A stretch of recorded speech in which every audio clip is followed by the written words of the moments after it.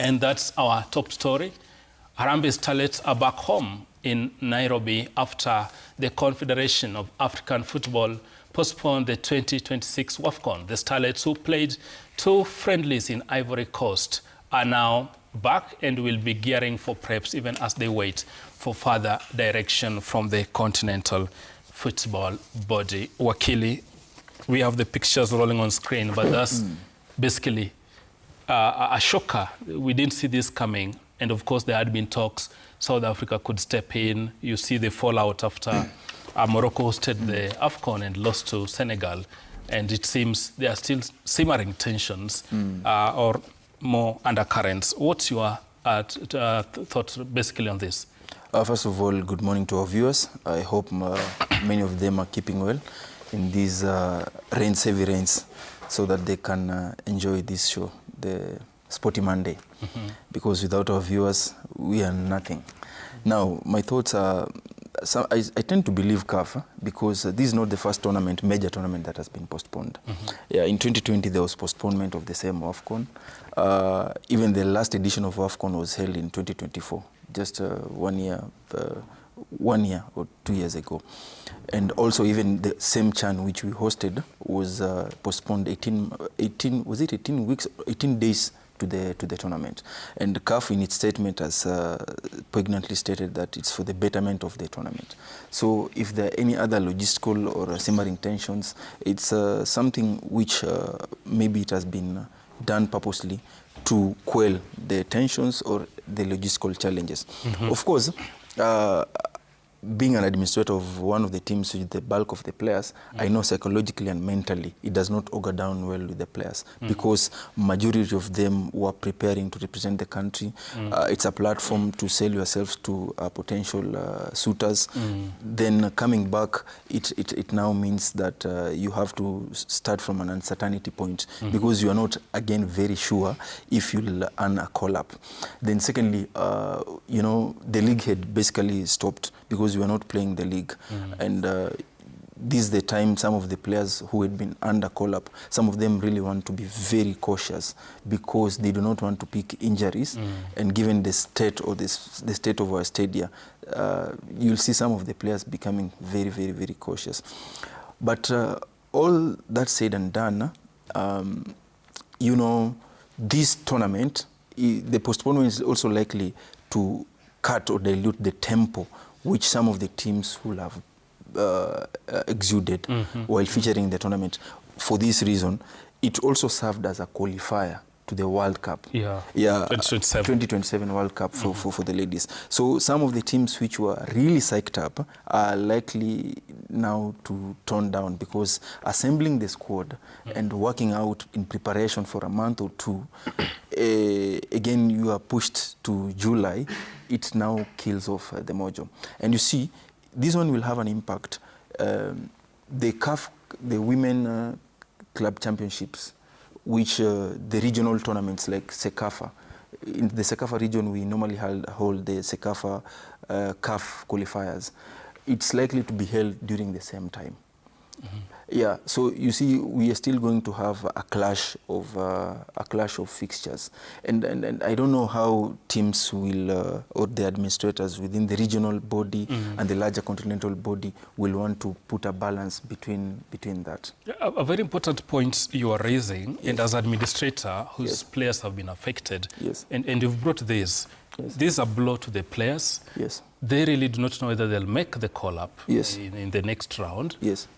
Probably from administrator perspective, how do you deal with this? Are you probably going to consider having a counseling session to these kind of girls? Because for the ordinary football fan, it's just a postponement. But for that player, there's a lot at play, and most of the psychological blow you're talking about. How are you going to face this as a club?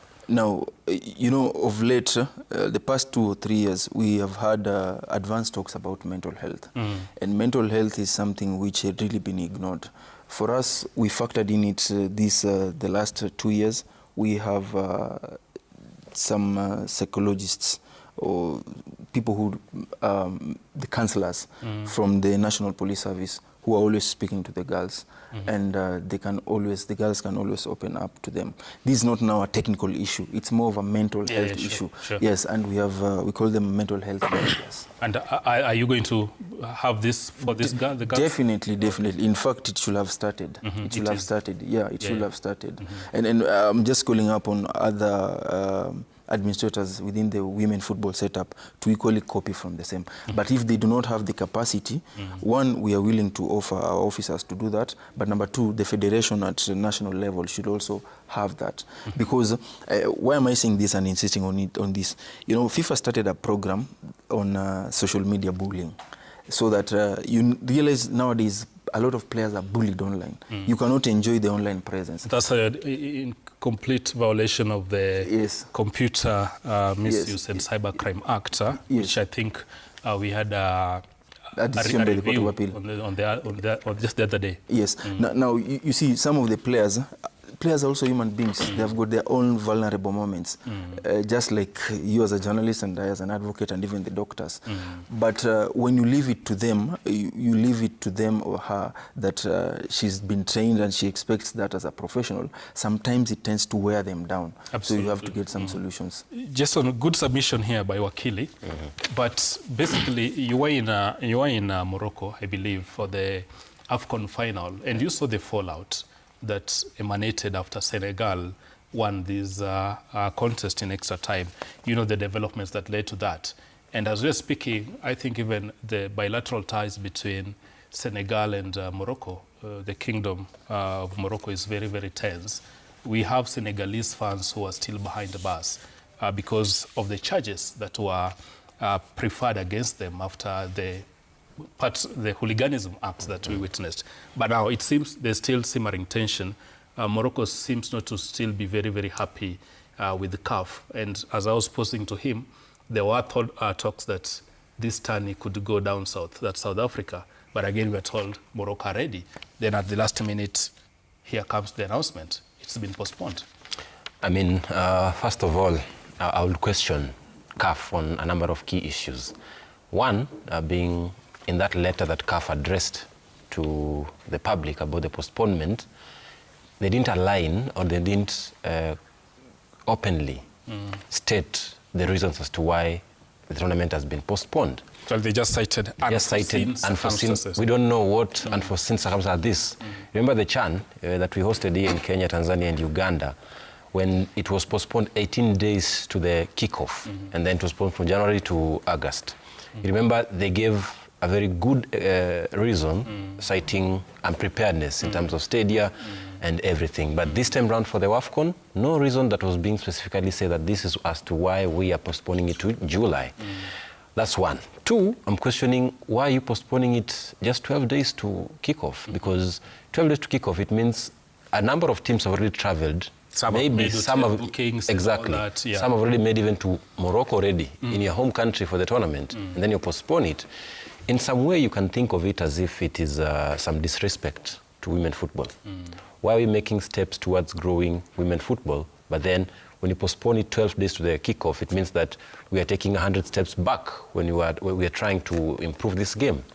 I'm thinking of a situation whereby journalists had booked hotels, had booked tickets, air tickets. Players had traveled for their preparations. Tanzania were in Dubai. Actually, up until now, I think they are still stuck there because they could not find a flight back home to Dar es Salaam, even Ghana. Actually, even the Starlets were bound to go to Miramas, France. They are forced back into the country. They've already spent on accommodation, on tickets, on everything. Who comes to compensate federations who have spent all this much in terms of logistics? Who comes to compensate all these journalists? Who comes to compensate the fans who already booked their time, their energy, their tickets to go to the WAFCON at Morocco? Who will come to compensate all this? Will CAF come to compensate all this? I think no. Another thing, look at federations. Wakila just talked about players' welfare. Some of them will be mentally, of course, disturbed. And it's good that, as an administrator, they have already thought about that kind of aspect. Because look at a player like Diva Keo, Diana Ochol, who are earning their first ever call-ups in the senior team. Yeah. They've just made it for the first time ever. They're like, oh, I'm now prepared for the big stage as a youngster. They're still in high school. Then here comes an announcement whereby it's being postponed 12 days to. What happens to that kid who was gearing up to that first debut. When it comes to July, will she still be informed? A lot would have changed, actually. So that is also one of the aspects that you look at it in terms of, if you compare this to the men's football or the men's AFCON, you ask yourself, will the CAF do the same to the AFCON for the men's? But Chan was postponed. But they gave reasons. And even AFCON itself. So, yeah. But basically, I think the take home here is, one, probably CAF needs to have better structures in place, and two, to our local federation, he's talked of players from Police Bullets, whom he says they're going to give psychological support. And I hope President Hussein and his team are also thinking in the same line. Steve, the build-up to this was bedecked by a lot of simmering issues within the Kenyan camp, the issue of contractual obligations of head coach or Demba, and I think we made quite a lot of noise here regarding the situation. Remember, at one point there were attempts to kick her in. We're not sure whether she should be there in the long term, but here she cobbles up the squad, goes for build-ups, looking forward to Mirama's trip. It falls through, and now back home. I don't know, going through the mind of Beldin in the wake of all that has been said regarding her situation. Now she's back home, literally beginning from scratch. What a blow to her. How do we proceed from here, and also for the federation? I think we pick up from what Wakili has rightly put. Today he has spewed a lot of wisdom. Like Wakili should be. That we really need to take care of the mental health of the team that has really come back home, a team that was prepared to face the best in the continent. Now they are walking their heads down back home. Beldino Demba has really have a rough ride towards qualification. You remember how she qualified. It was not an easy affair.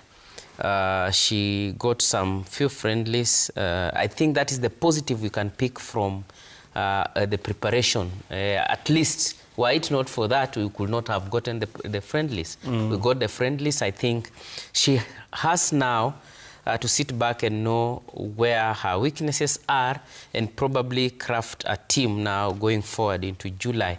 Probably it gives her enough time to prepare. But again, a club like Police Bullets will have the resources to ensure that the mental strength of her players are well catered for. But what about other clubs? Some, as it has been raised, are from high school. This is something that should be set up at the FKF. FKF should indeed have that psychosocial support structure in its setup, so that such situation will be handled at the federation level, and the clubs will just pick up as a follow-up. So even as Wakili prepares that for her team, I think he sits in those structures that can push FKF to ensure that they have such structures to ensure that these girls and boys are really taken care of psychologically, so that such issues do not affect their progress even as they come back to the Premier League.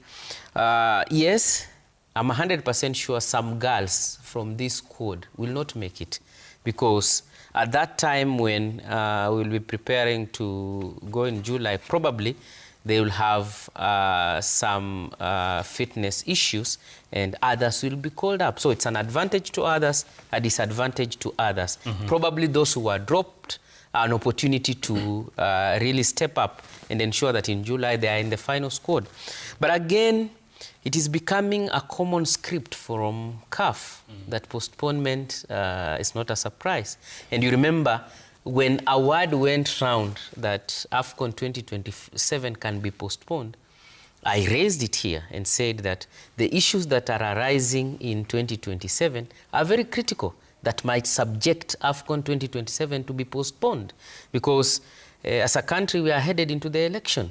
So it's a serious issue that can cause a postponement, and as it has been ably communicated by CAF, it will not be a surprise that it's not a big issue to postpone a tournament. When Morocco brought in that diplomatic row, it was evident. Rumors again came that the tournament has been moved to South Africa. But again, I think because of that diplomatic approach, Motsepe will not want his country to be a directly a direct beneficiary from a loss from Morocco. So probably he diplomatically moved it back. But again, it is very clear that it all is not well. Morocco's coach resigned the other day. Actually. All those indications are showing. But do you know Morocco has hosted the last 2 editions of WAFCON? Actually, they have hosted the last 2 editions. That's why we are saying that African countries should step up. They are hosting it because they have the best infrastructure. And now they are using that to dictate. What would I say? But again, Swila. And of course, let's move on. All right. Of course, let's go to matters rugby and of course, action in the Kenya Cup.